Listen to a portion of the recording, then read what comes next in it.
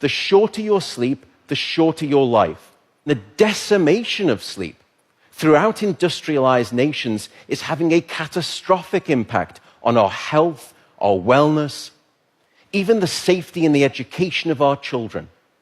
It's a silent sleep loss epidemic, and it is fast becoming one of the greatest public health challenges that we face in the 21st century.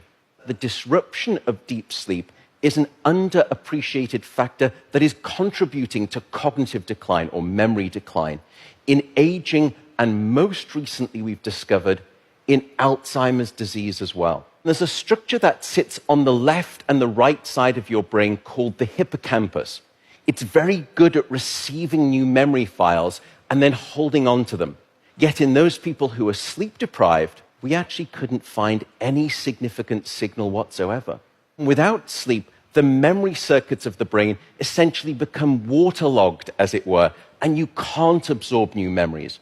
We have since discovered that a lack of sleep will even erode the very fabric of biological life itself, your DNA genetic code. So here in this study, they took a group of healthy adults and they limited them to 6 hours of sleep a night for 1 week. And then they measured the change in their gene activity profile relative to when those same individuals were getting a full 8 hours of sleep a night. And there were two critical findings. First, a sizable and significant 711 genes were distorted in their activity, caused by a lack of sleep.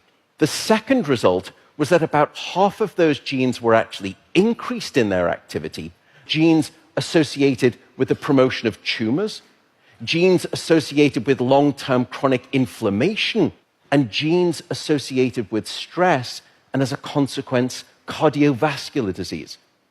There is simply no aspect of your wellness that can retreat at the sign of sleep deprivation and get away unscathed. And at this point, you may be thinking, oh my goodness, how do I start to get better sleep? What are your tips for good sleep? The first is regularity. Go to bed at the same time, wake up at the same time. No matter whether it's the weekday or the weekend, regularity is king, and it will anchor your sleep and improve the quantity and the quality of that sleep. The second is keep it cool. Your body needs to drop its core temperature by about 2 to 3 degrees Fahrenheit to initiate sleep and then to stay asleep.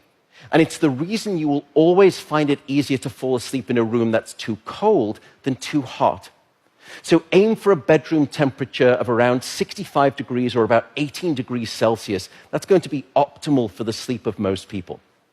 Sleep, unfortunately, is not an optional lifestyle luxury. Sleep is a non-negotiable biological necessity.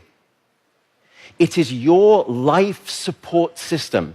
And with that soapbox rant over, I will simply say good night, good luck, and above all, I do hope you sleep well.